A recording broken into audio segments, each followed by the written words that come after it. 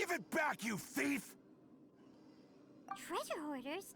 There are treasure hoarders in a place this cold? Enough talk! Hand it over! Watch out!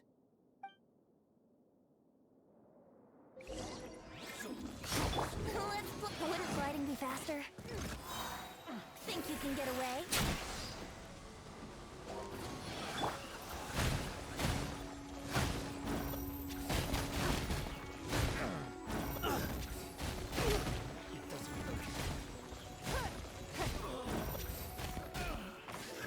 Another Time for takeoff.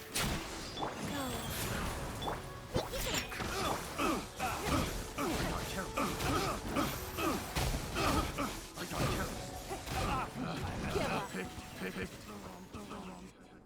Now that's rich!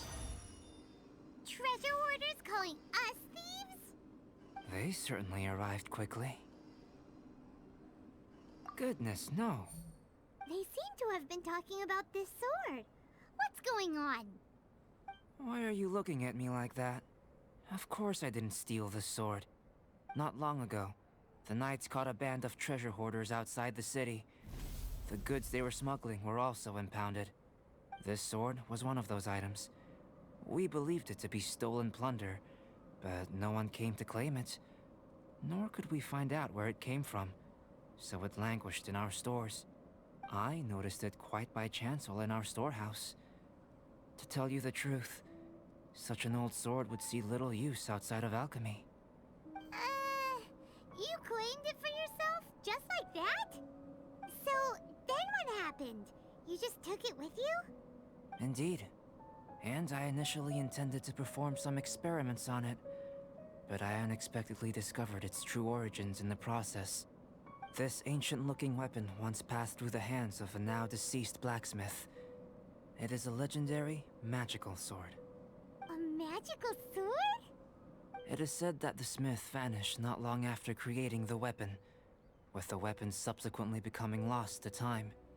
Working backwards from its eventual fate as plunder, one can guess that it was then stolen by the treasure hoarders, where it remained in obscurity till recently.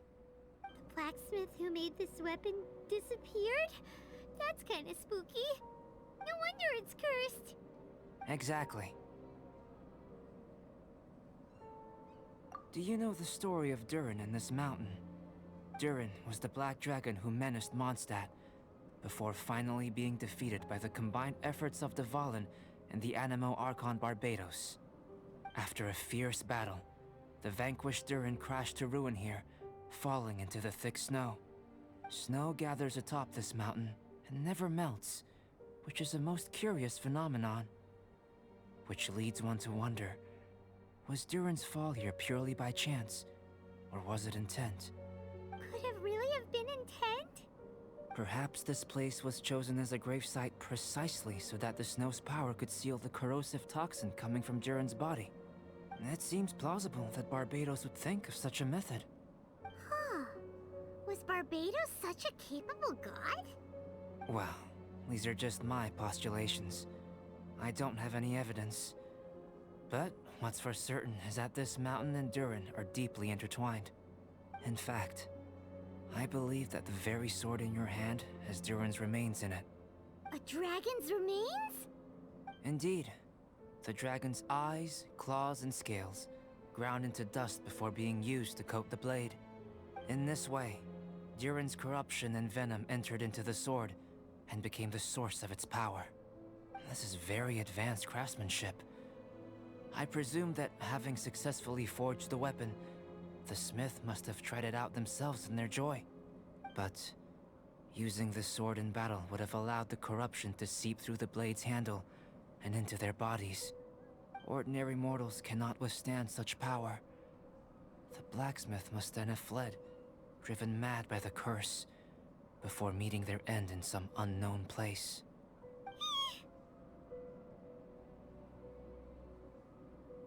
You've purified Dvalin's tears before, which is a very rare ability indeed. This ability has protected you from being corrupted or poisoned, and you can completely eliminate their effects, which is why you and only you can properly wield this sword. Still, this sword really is huge. Yikes! It's glowing! As far as I'm concerned, this is where the real experiment begins. This sword is still very weak at present. However, it is able to absorb energy, and through that, it is able to constantly become stronger. In some sense, you could even say that it is a living thing.